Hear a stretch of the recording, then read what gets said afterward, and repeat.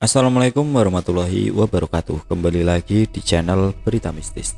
Untuk kisah kali ini masih melanjutkan dari kisah yang sebelumnya, yaitu sebuah kisah yang ditulis oleh akun Twitternya Restu Wiraatmaja. Dan untuk kisahnya, yaitu sebuah kisah yang berjudul Kisah Kelam Tanah Santet. Dan untuk kali ini kita masuk untuk bagian akhir dari kisah ini. Sebelum kita masuk ke ceritanya, tekan dulu tombol like video ini dan jangan lupa tekan juga tombol subscribe channel ini. Dan nyalakan juga lonceng notifikasinya agar tidak ketinggalan cerita-cerita baru dari channel ini. Dan bagi teman yang ingin membaca langsung ceritanya, nanti silahkan saja kunjungi linknya yang nanti akan saya sertakan di kolom deskripsi. Dan seperti apa untuk kelanjutan kisah ini? Langsung saja kita simak berikut ini.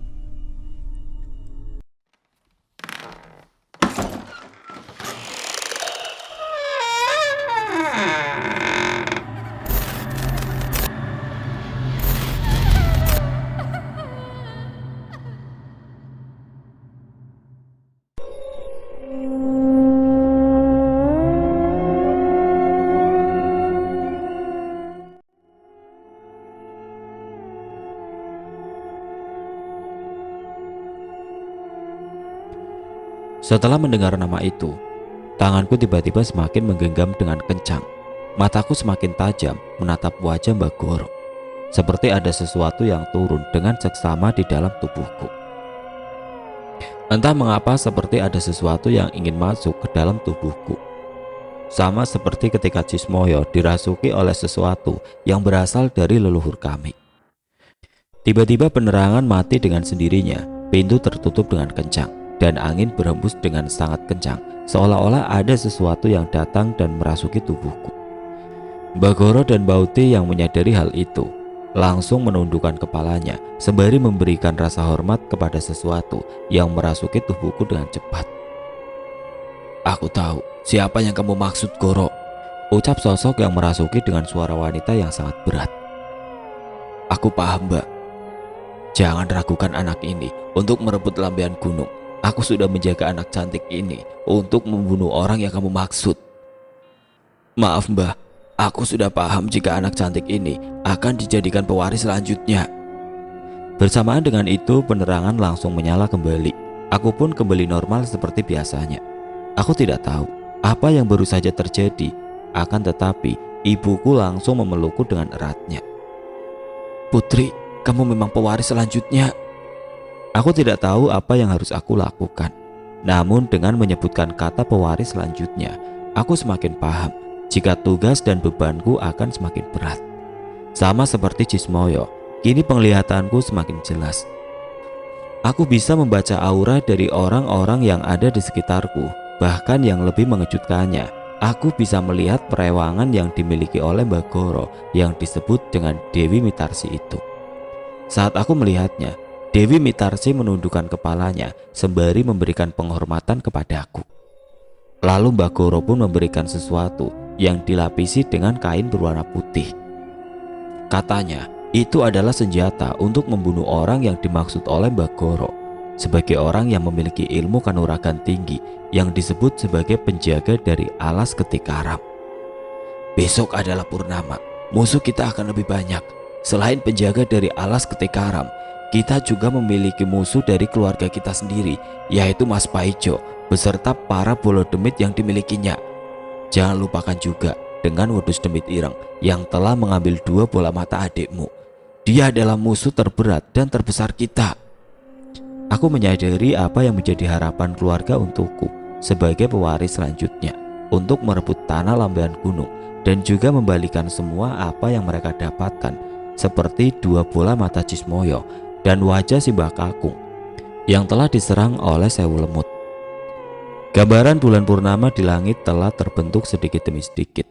Hari itu, Mbah Goro hanya memperhatikan langit yang sudah semakin memberikan pertanda akan terjadinya peperangan besar yang benar-benar memberikan sebuah dampak bagi mereka semua yang ada di masa depan. Waktu yang terus bergulir hingga menyisakan sebuah memori yang masih tersimpan rapi di pikiran Mbah Goro saat dirinya bersama dengan Handoyo dan juga si Mbah Kakung dalam mempertahankan lahan Lambean Gunung. Dan sekarang, kejadian yang sama akan terulang kembali. Entah bagaimana dan apa yang terjadi ke depannya, Bagoro berharap tidak ada korban jiwa di pihaknya dan benar-benar dalam keadaan selamat agar bisa berkumpul lagi seperti biasa. Namun, hal ini tidak semudah dengan apa yang dia pikirkan. Selain Mas Paijo, lawan terberat dari Bagoro sendiri adalah seseorang yang berasal dari alas ketik karam. Kini tugasnya semakin berat. Dirinya harus maju di garda terdepan untuk melindungi orang-orang yang secara keilmuan kanuragan sendiri belum mampu, kecuali Simbauti yang memang masih ada garis keturunan dengan penduduk dari desa Segoro Kidul. Bukan berarti dengan hadirnya Simbauti semua akan menjadi aman-aman saja tanpa ada kendala apapun. Masih ada pekerjaan lagi yang harus diselesaikan. Terkait dengan Mas Paijo yang benar-benar bekerja sama dengan para demit dari Bolo Demit dan mampu membuat transaksi dengan demit wedhus ireng adalah salah satu hal yang sangat berat. Lagi-lagi lawannya semakin bertambah.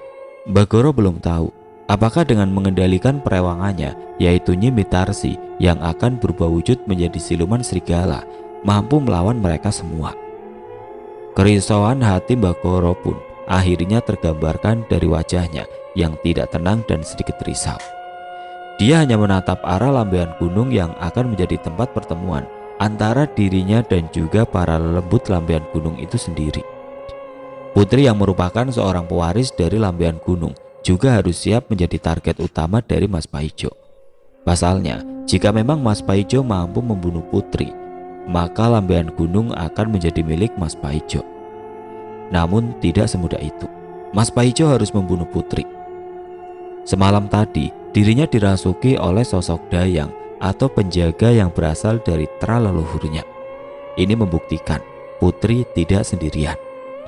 Dia memiliki danyang-danyang yang kekuatannya setara dengan dua orang yang sama seperti Mas Paijo. Pagi hari itu, Bagoro hanya terus-menerus menghirup udara segar yang ada di sekitaran tanah lambean gunung. Bersamaan dengan itu, datanglah Mbak Uti dan dari sinilah Mbak Uti memanggilku. "Putri, kemari." Bagoro yang mendengar suara Mbak Uti langsung terkejut. Dirinya tidak menyadari jika Mbak Uti sedang memperhatikannya yang ada di luaran. "Iya Mbah, sebentar." Putri pun langsung menghampiri Mbak Uti yang sudah ada di dekat Bagoro. Mereka pun akhirnya saling bertukar cerita. "Hari-hari ini aku sering sekali menghirup udara segar. Tampaknya ini adalah hirupan di hari terakhirku," jelas Bagoro. "Is, tidak usah bilang begitu, Pak Mali." Mbak Uti bersikeras untuk menghentikan apa yang dikatakan oleh Bagoro barusan. Dia tahu jika malam nanti akan ada pertumpahan darah dari dua pihak yang benar-benar membuat banjir darah di sekitar tanah lambean gunung. "Malam ini biar aku saja yang berangkat ke sana. Aku sudah tahu siapa yang akan ada di lambean gunung," ucap Bagoro. "Maksudnya Mbah?" "Mas Paijo akan mendatangi rumah ini." Bagoro masih terpikat dengan suasana desa yang masih asri dan nyaman itu. Tidak disangka dirinya akan menghadapi malam-malam yang penuh dengan ketakutan. Obrolan pun masih dilanjutkan. Kali ini Mbak Uti yang membuka obrolan terlebih dahulu. "Jika kelak nanti Mas Paijo datang, apa yang harus kami lakukan?" tanya Mbak Uti. Bagoro pun langsung menengok ke seluruh sisi rumah. Ternyata ada beberapa tempat yang ada di sekitaran rumah yang sudah tertanam bambu kuning. "Tancapkan bambu kuning hingga melingkari ke setiap sisi rumah ini. Lalu letakkan 3 kepala kambing di hadapan rumah. Tunggu sampai saat dimana Mas Paijo sendiri yang masuk ke dalam rumah," jelas Bagoro. "Lalu bagaimana dengan lambean gunung?" "Aku akan menghadapi banyak musuh di sana.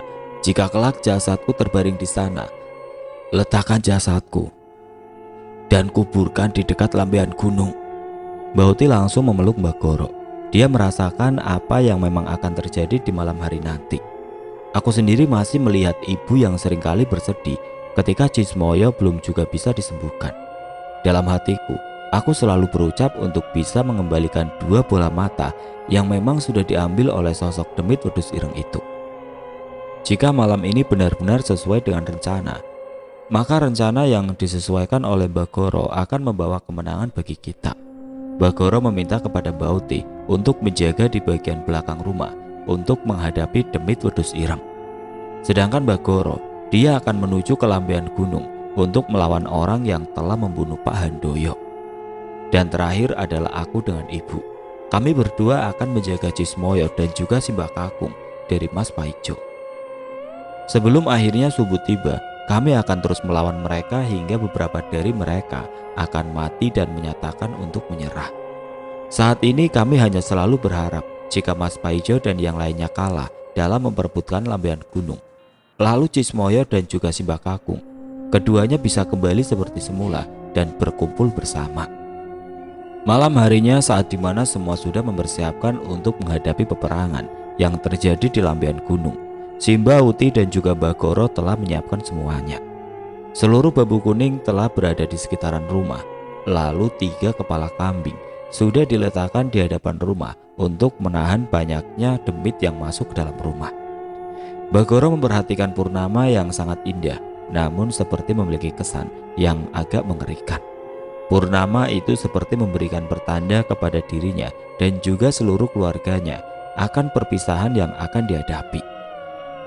Perang di tanah santet ini akan kembali terulang. Setelah kematian Handoyo, kemungkinan besar akan banyak korban yang berjatuhan demi mempertahankan Lambean Gunung. Bagoro pun bersiap menghadapi seseorang yang telah menunggu di Lambean Gunung. Dan kali ini, dia telah mengatakan sesuatu yang benar-benar membuat hatiku terenyuh. Jika aku mati nanti, tolong kuburkan aku di dekat Lambean Gunung. Aku dan Simbauti hanya terdiam.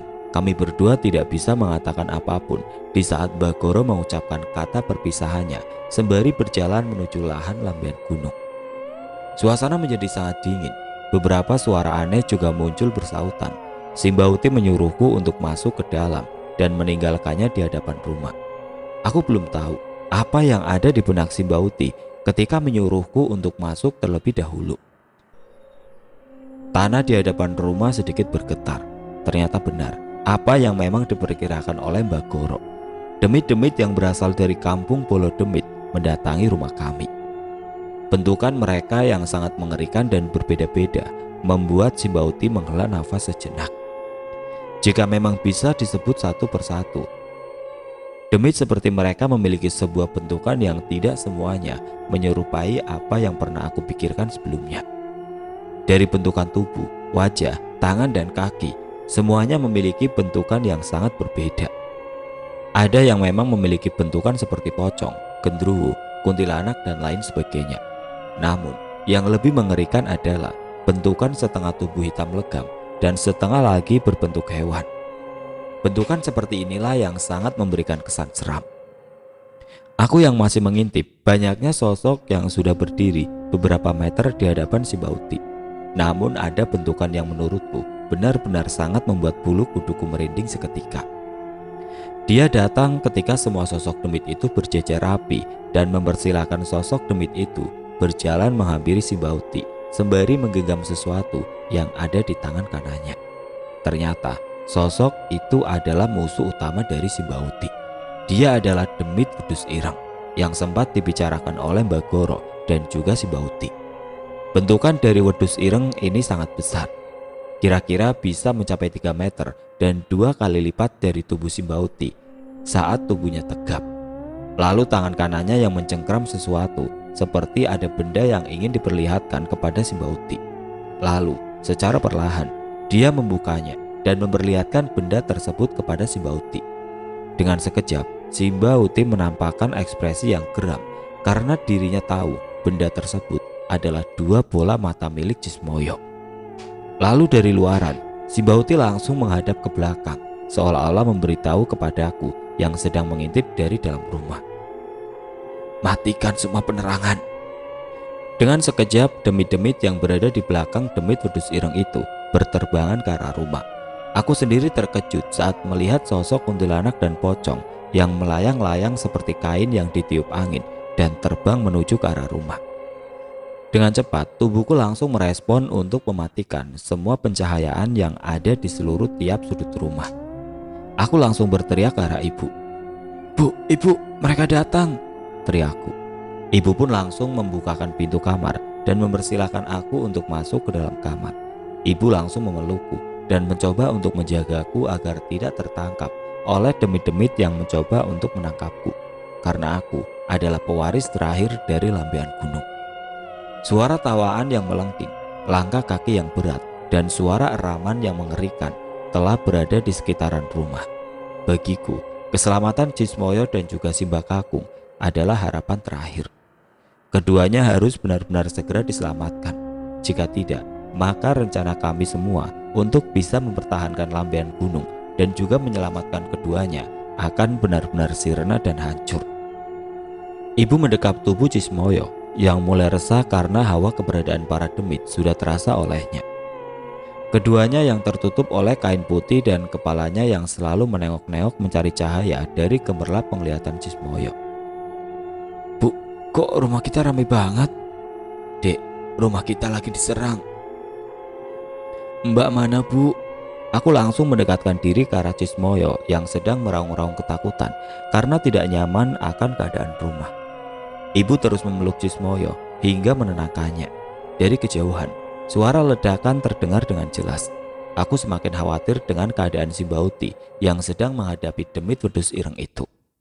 Sesekali aku mengintip luaran kamar, dan hal yang tidak terduga pun benar-benar terjadi. Di depan pintu rumah sudah berdiri 3 sosok wanita menggunakan gaun putih kecoklat-coklatan. Warnanya sangat jelas, lalu rambutnya yang panjang menjuntai hingga ke lantai. Aku langsung menutup mulutku dan kembali masuk ke dalam. Ibu yang melihatku ketakutan langsung menanyakan apa yang baru saja terjadi. "Ada apa di luar?" "Bu, mereka sudah masuk." Ibuku pun langsung menyuruh kepadaku untuk tidak membukakan pintu lagi, karena memang di luaran sedang banyak sekali demit yang berusaha menguasai rumah. Hal-hal yang mengerikan pun terjadi secara perlahan. Di sekitaran tembok kamar, ribuan semut turun secara perlahan ke arah kami. Ibuku pun menyuruh kepadaku untuk pindah kamar dan segera keluar, sembari membawa Simbah Kakung yang masih terbujur kaku di tempat tidur. Kami berempat pun diserang dari banyak sisi, dan memang sudah tidak bisa berkutik lagi, karena memang seluruh rumah sudah dikuasai oleh para demit yang berencana membunuh kita secara satu persatu. Kami pun masuk ke dalam kamar belakang. Di sana tidak ada cahaya apapun yang masuk ke dalam kamar. Aku memegangi Simbah Kakung sedangkan ibu memeluk Cismoyo. Kami berempat benar-benar pasrah jika memang serangan itu menyerang kembali secara mendadak. "Jangan berisik, ada yang datang," ucap ibu. Dari luaran kami mendengar suara tawaan yang sangat begitu menakutkan. Silih berganti suara pun terjadi saat itu. Terkadang suara lompatan yang terdengar jelas dari luaran, lalu ada suara ringkikan tawa yang terus-menerus bersautan. Ibu menyuruhku untuk menutup mulut agar mereka tidak mengetahui keberadaan kami. Tiba-tiba aku merasakan ada sesuatu yang sudah berada di sebelah kiriku. Aku merasa ini bukanlah tubuh dari Simbah Kakung ataupun ibu dan juga Cismoyo. Perlahan bau busuk pun tercium tepat di sebelahku. "Bu, ibu di mana?" tanyaku. "Ibu di sebelah kananmu, Nak." "Lalu siapa yang ada di sebelah kiriku?" Ibu pun menengok ke arahku secara perlahan. Tatapannya berubah menjadi sangat ketakutan sambil menunjuk-nunjuk ke arahku. Itu pocong." Aku pun tidak sanggup menahan bau busuk dan rasa takut yang sangat memuncak ini. Tapi perlahan aku lawan rasa takut itu. Tidak ada lagi yang bisa aku lakukan selain menenangkan diri agar semuanya baik-baik saja. Perlahan bau busuk itu kemudian menghilang. Aku pun langsung memanggil nama ibuku. "Bu, kapan kita akan keluar? Kamu bisa pindah ke sebelah ibu." Aku pun merangkak ke arah ibuku dan mencoba untuk mengganti posisi. Namun saat dimana aku dan wajah ibu berdekatan, tiba-tiba dari belakang tubuh ibu sudah muncul sosok wanita yang sangat mengerikan. Bentukan wajahnya yang tertutup rambut, namun sekilas terlihat banyak luka yang tidak bisa digambarkan secara detail. "Bu, di belakang ibu. Kenapa lagi? Ada kuntilanak." Ibuku pun langsung memelukku. Dia mencoba menenangkanku agar yang dilihatnya hanyalah gangguan belaka. Lalu secara perlahan sosok kuntilanak itu tiba-tiba menghilang dengan sendirinya. "Kamu bawa Cismoyo keluar dari sini. Lalu ibu akan membawa Simbah Kakung juga keluar. Kita harus keluar dari pintu belakang." Aku mengerti apa yang dimaksud dengan ibu. Tampaknya rumah bukan lagi tempat yang nyaman untuk bersembunyi. Perlahan tapi pasti kami pun keluar dari kamar belakang untuk menuju ke pintu belakang rumah. Aku yang saat itu sedang menggandeng Cismoyo tiba-tiba kehilangan kendali dan terjatuh. Tepat saat itu, seorang pria yang aku kenali sudah berdiri di dekat Cismoyo. Dia adalah Mas Paijo. Ibuku yang mengetahui kehadiran Mas Paijo pun langsung terkejut. "Paijo," ucap ibuku. "Jadi siapa pewarisnya? Cismoyo atau anak pertamamu?" ucap Mas Paijo. Mas Paijo menekan kuat bagian pundak Cismoyo hingga Cismoyo berteriak kesakitan. "Ibu, Mbak, tolong pundakku ditekan." Aku berencana untuk bangkit kembali, namun ada sesuatu yang menahanku. Aku pun ingin tahu siapa tangan yang menahanku hingga kuku-kukunya sangat tajam dan menusuk bagian paha kakiku. "Aul?" Dengan jelas aku melihat sosok demit dengan kepala berbentuk anjing yang seluruh tubuhnya sangat hitam legam dan sorot matanya yang memerah. Demit itu memegangi kakiku agar tidak bisa bergerak. Sedangkan tepat di belakang ibu dan kakekku sudah berdiri demit wedus ireng. "Di mana si Mbak Uti?" tanyaku. "Si mbahmu sudah terkapar di depan rumah. Nyawanya sudah tidak tertolong lagi."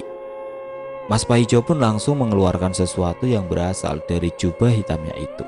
Dia mengeluarkan wadah berbentuk seperti gelas yang sudah terisi air, lalu memaksa kepada Cismoyo untuk meneguknya sampai habis. "Ini adalah korban kedua." Cismoyo pun dipaksa untuk menengguk minuman tersebut. Dengan sekejap, tubuhnya langsung terjatuh sembari kedua tangannya memegangi lehernya dan berteriak kesakitan. "Panas, panas!" teriak Cismoyo. "Apa yang kau berikan kepada adikku?" tanyaku dengan kesal. Mas Paijo tidak menjawab apapun. Dia hanya tertawa kegirangan saat melihat leher Cismoyo secara perlahan mengeluarkan bintik-bintik merah. Lalu dari dalam mulutnya keluar sesuatu yang mengerikan. Cismoyo mengeluarkan banyak kelabang dan darah yang mengalir deras hingga membasahi lantai yang semula bersih. Cismoyo pun terkapar dan sekarat di tempat. Aku berusaha untuk menolong Cismoyo, namun sedari tadi kakiku ditekan dengan kencang oleh sosok siluman anjing itu. Ibu dan si Mbak Kakung tidak bisa bergerak karena masing-masing pundaknya dicekal oleh demit wedus ireng itu. Sekarang tinggal membunuh pewaris selanjutnya dari Lambean Gunung. Mas Paijo menyeretku ke dalam kamar. Cengkraman tangannya benar-benar sangat kuat hingga membuat pergelangan tanganku kesakitan dibuatnya. Sedangkan Cismoyo, dia masih berusaha untuk menahan rasa sakit yang disebabkan oleh air aneh yang Mas Paijo berikan kepadanya. Satu persatu demit yang dibawa oleh Mas Paijo mengikutinya masuk ke dalam kamar. Mas Paijo mengikatku di tempat tidur dengan ikatan yang kuat. Ia kemudian mengeluarkan sebilah pisau kecil dan sebuah mangkuk yang terbuat dari kuningan. Mungkin Mas Paijo ingin menguliti tubuhku lalu mengambil darahnya untuk diminum. Jika memang itu terjadi, maka Lambean Gunung akan benar-benar hancur dan jatuh ke Mas Paijo. Dan aku pun bisa melihat para demit yang memang sudah berada di hadapanku sekarang. Benar apa yang memang dikatakan oleh Mbak Goro sewaktu perjalanan pulang berlangsung. Demit-demit yang memang dibawa oleh Mas Paijo layaknya koloni yang berkumpul menjadi satu untuk mengikuti apa yang memang tuanya berikan perintah. Mereka berjejer rapi seperti sedang melihat upacara ritual pengambilan darah suci yang nantinya akan digunakan untuk mendapatkan Lambean Gunung. Kau tahu, Handoyo merindukan pisau kecil ini. Aku mengulitinya sampai mati bersama dukun sialan itu. Namun karena memang kedatangan Bagoro membuatku terhalang, akhirnya aku menyuruh dukun sialan itu untuk menghadapi Bagoro. Kau tahu kan, rasanya dikuliti dalam kondisi masih bernafas amat menyakitkan. Aku hanya bisa meyakinkan pada diriku sendiri untuk bisa melawan rasa takut yang sekarang sedang aku hadapi. Tidak mudah rasanya untuk melawan rasa takut yang sangat memuncak tatkala nyawa sudah berada di ujung tombak. Namun melihat ibu, Cismoyo, si Mbak Kakung, si Mbak Uti dan Mbak Goro yang sudah berperan besar, aku terus meyakinkan dalam diriku untuk bisa melawan rasa takut ini. Sekarang, apa kata-kata terakhirmu? Tanya Mas Paijo sembari tersenyum di hadapanku. Aku terdiam. Aku menatap semua demit yang sedang berkumpul di dalam kamar. Sedangkan teriakan Cahyo dan tangisan ibu masih terdengar sedikit jelas dari dalam ruang tempat di mana aku akan dieksekusi oleh Mas Paijo. "Apa kata-kata terakhirmu sebagai pewaris terakhir dari tanah lambean gunung ini?" tanya Mas Paijo sembari menempelkan ujung pisau itu ke bagian perutku. Aku ingin..." "Apa yang kau inginkan?" Tiba-tiba ada sesuatu yang membisiki telingaku. Dia memintaku untuk menutup mata dan menghela nafas panjang. "Tutup matamu sekarang, Duk." Aku pun langsung menutup mataku untuk meyakinkan jika bisikan itu mampu menghilangkan rasa takut yang sedang aku hadapi. "Aku ingin meminjam ragamu sebentar ya, Duk," bisiknya lagi. Tidak lama kemudian ada sesuatu yang masuk ke dalam tubuhku. Rasanya tubuhku seperti dikendalikan oleh sesuatu yang entah dari mana asalnya. Saat dimana Mas Paijo ingin menusuk perutku, tiba-tiba tubuhnya bergetar seperti mengetahui sesuatu yang ada di dalam tubuhku. "Kamu ingin menusuk gadis cantikku?" Mas Paijo pun mundur beberapa langkah. Dia seperti memberikan instruksi kepada demit-demit yang ada di kamar untuk menyerangku. Namun bersamaan dengan itu, lampu kamar menjadi padam. Kini sesuatu yang berada di dalam tubuhku berteriak dengan sangat kencang. Teriakan itu membuat para demit yang lainnya menghilang dengan seketika. Aku melihat Mas Paijo ketakutan. Tubuhnya bergetar hebat saat dimana tubuhku sedang dikendalikan oleh sesuatu. Dia tidak menyangka jika aku yang menjadi pewaris selanjutnya dari lambean gunung ini telah dijaga oleh banyak leluhur yang memang sudah digariskan secara turun-temurun. Wajah Mas Paijo memucat seketika di saat tubuhku tiba-tiba sudah berdiri di hadapannya. Kali ini yang ada di hadapannya bukan lagi seorang putri yang lemah dan tidak bisa melakukan apa-apa ketika dalam keadaan terpojokan. Anak cantik ini sudah jadi penerus tanah lambean gunung. Mas Paijo terperajat mendengar kalimat yang baru saja aku ucapkan dengan nada yang sangat berat itu. Kamu siapa? Kamu tidak ingat denganku? Tanya sosok yang merasuki tubuhku. Jangan bercanda. Perlahan ikatan tali yang mengikat kedua tanganku terbuka begitu saja. Dari situlah Mas Paijo percaya jika ada sesuatu yang memang merasuki tubuh putri. Kamu telah mengambil 2 bola mata pewaris pertama. Padahal aku sendiri sudah memberitahukan kepadanya untuk berhati-hati agar tidak menemui orang sepertimu. Ucap putri dengan suara yang berat. Mas Paijo mundur beberapa langkah. Dia pun mundur sembari merangkak ke arah pintu kamar. Tujuannya adalah ingin kabur dan meninggalkanku sendiri. Namun saat dimana Mas Paijo telah membuka pintu kamar, ada sesuatu yang keluar dari tubuhku hingga membuat tubuhku terjatuh karenanya. Mas Paijo, teriakku. Mengetahui hal tersebut, Mas Paijo pun berlari menuju ke arah belakang rumah dan meninggalkanku yang masih berada di kamar. Saat dimana Mas Paijo keluar dari kamar, ibu hanya terdiam sembari menahan tangis serta memeluk Cismoyo dengan erat. Dia tidak rela jika Cismoyo akan diambil oleh Mas Paijo. Namun ternyata Mas Paijo tidak memperdulikan ibu dan juga Cismoyo. Mas Paijo lebih memilih untuk menyelamatkan diri menuju ke lambean gunung. Aku berusaha untuk bangkit agar bisa menghalangi Mas Paijo untuk tidak menuju ke lambean gunung. Kemungkinan besar yang terjadi jika Mas Paijo bisa sampai ke lambean gunung adalah dia akan membunuh Mbak Goro dan menyusun kembali rencana untuk merebut lambean gunung untuk kedua kalinya. Mas Paijo, aku berusaha keras untuk bangkit dan mengumpulkan semua tenaga yang tersisa agar bisa menghentikan Mas Paijo. Saat dimana aku berhasil keluar dari rumah itu, aku melihat ibuku sedang memeluk Cismoyo yang tampaknya sudah berada di ambang maut. Lalu aku juga melihat tubuh Simba Kakung yang sudah tidak bergerak sama sekali. Melihat mayat Simba Kakung yang tergeletak begitu saja, aku langsung berjalan ke arah ibu. Bu, Cismoyo baik-baik saja kan? Tanyaku. Cismoyo, nafasnya, jantungnya sudah melemah, dia terkena banyu pati.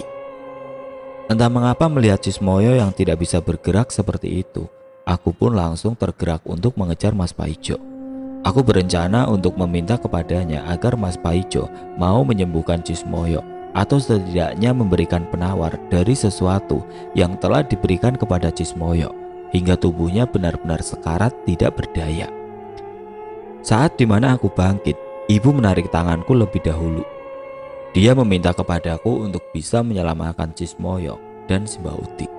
Simbauti belum meninggal, Cismoyo juga masih bisa diselamatkan. Tolong selamatkan yang bisa kamu selamatkan. Jangan sampai Mas Paijo pergi ke Lambean Gunung untuk membunuh Bagoro.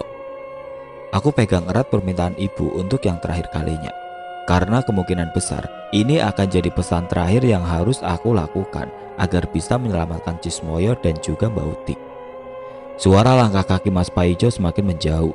Putri sempat mendengar suara nafas yang berat, yang kemungkinan besar itu adalah suara nafas dari Mas Paijo itu sendiri. Putri segera mengejar suara itu.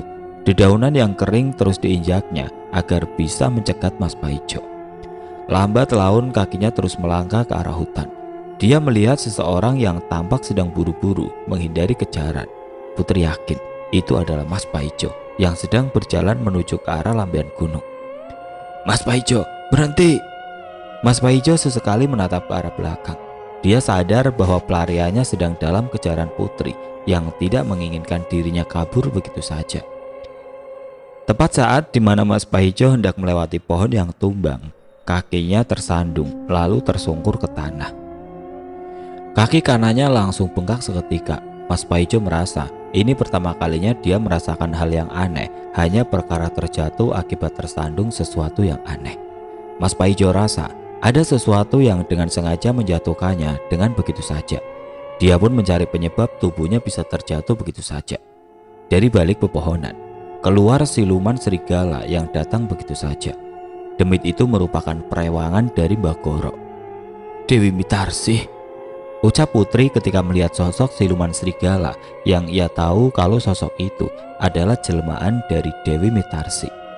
Dan ternyata, namun saat Dewi Mitarsih mendekati Mas Paijo, dari balik pepohonan yang berseberangan dengannya juga muncul sosok Demit Wedus Ireng yang menampakkan kemarahannya kepada Dewi Mitarsih.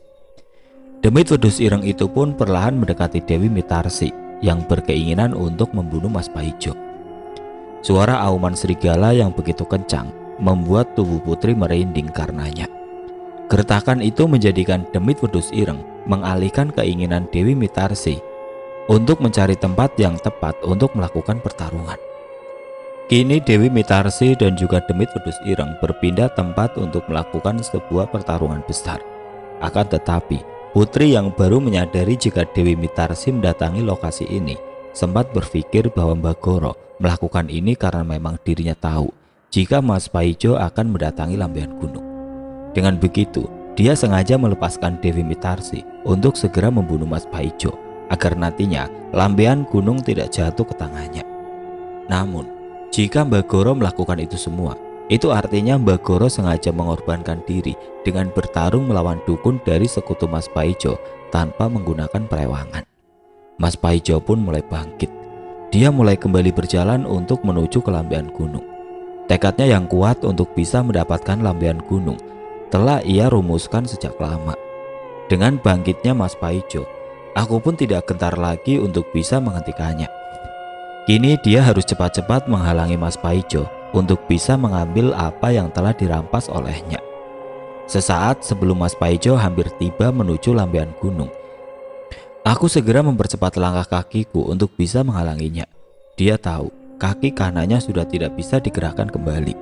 Dengan begitu, kesempatan untuk menghentikan Mas Paijo terbuka dengan sangat lebar. Mas Paijo, teriakku. Mas Paijo yang terkejut saat kehadiranku sudah berada tepat di belakangnya sempat ingin menghindar. Namun kaki kirinya terkilir dan terjatuh untuk kedua kalinya. Aku pun dengan leluasa bisa melakukan apapun untuk menghentikan Mas Paijo yang sudah tidak berdaya itu. Namun, sesuatu yang aneh hadir kembali. Sesuatu yang sudah keluar dari tubuhku kini masuk kembali ke dalam ragaku dan langsung menggantikan posisiku. Sudah larinya, nak? Tanya Putri. Raut wajah Mas Paijo berubah drastis. Dia seakan tahu siapa yang merasuki tubuh Putri saat ini. Bersamaan dengan itu, dari dalam hutan terdengar suara auman serigala yang menandakan jika Dewi Mitarsih baru saja memenangkan pertarungan dengan Demit Wedus Ireng. Ampuni aku, Tolong, jangan bunuh aku, ucap Mas Paijo dengan menampakkan ekspresi wajah yang penuh dengan ketakutan. Aku tidak akan membunuhmu, tapi yang akan membunuhmu adalah. Bersamaan dengan itu, para demit yang berada di dalam hutan langsung keluar secara bersamaan. Mereka adalah para demit yang dulunya sekutu dari Mas Paijo. Tidak mungkin, bagaimana ini bisa terjadi? Putri mendekati Mas Paijo yang sedari tadi memohon-mohon kepadanya agar bisa diberikan kebebasan untuk bisa lari dari hadapannya. Kau tahu, pewaris pertama dari Lambian Gunung ini sudah diambang sekarat. Dia adalah orang pertama yang aku kunjungi. Lalu para demitmu itu tidak berpengaruh apapun di hadapanku. Semua yang ada di wilayah Lambian Gunung, Segoro Kidul atau Kampung Bolo Demit, semuanya berada di tanganku. Jadi jangan sekali-kali tanganmu menyentuh pewaris dari Lambian Gunung. Aku minta maaf, Nyi. Aku minta maaf. Kau sudah kelewatan batas, Paijo. Handoyo yang merupakan pewaris awal harus mati mengenaskan karena ulahmu. Kini, anaknya yang bernama Cismoyo juga dalam keadaan sekarat. Lalu kakek neneknya sudah berada di ambang kematian. Sudah banyak nyawa yang melayang karena keserakahanmu dan berambisi untuk mendapatkan Lambian Gunung. Aku hanya ingin kebebasan, Nyi. Putri mendekati Mas Paijo.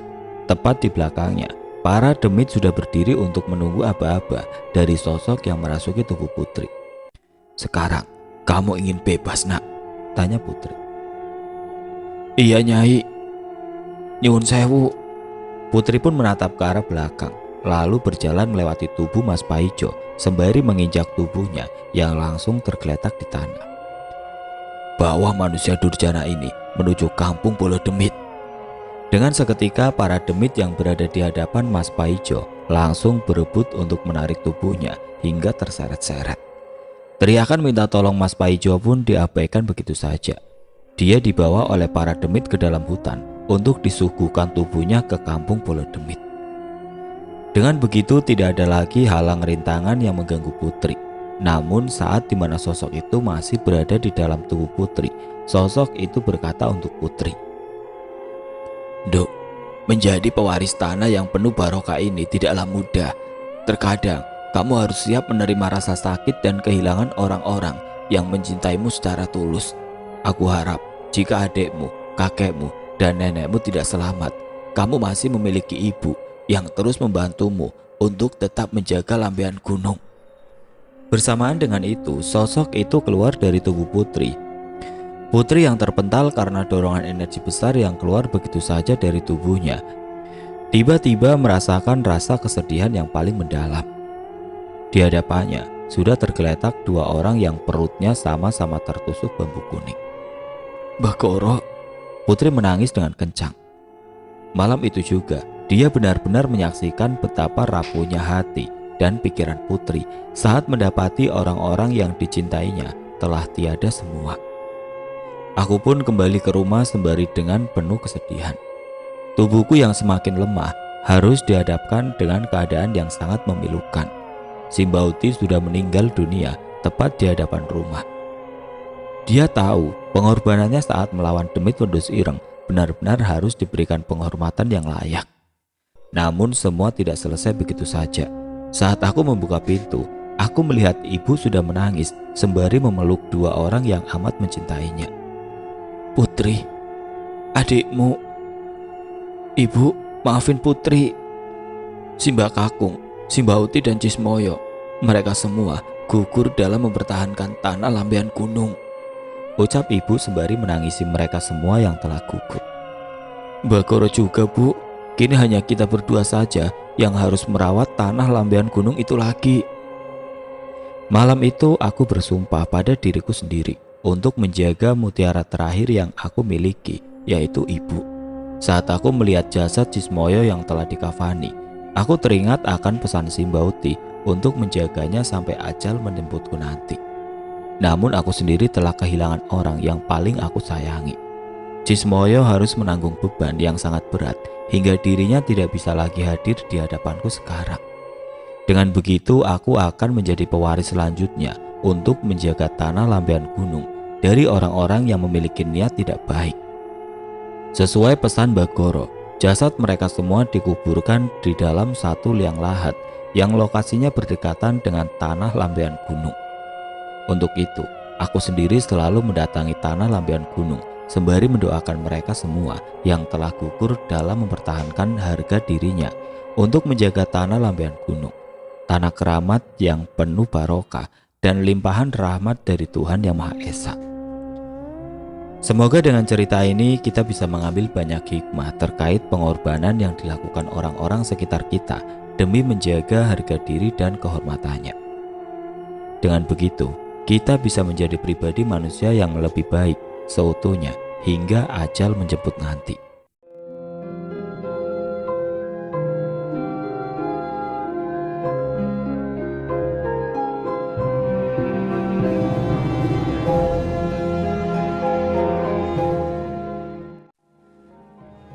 Oke teman-teman, sekian untuk kisah kali ini. Semoga apa yang sudah saya sampaikan dalam kisah ini dapat dijadikan pelajaran untuk kita semua. Dan bagi teman-teman yang baru bergabung, jangan lupa untuk like, komen, share, serta subscribe channel ini. Dan nantikan kisah-kisah horor berikutnya tetap di channel Berita Mistis. Wassalamualaikum warahmatullahi wabarakatuh.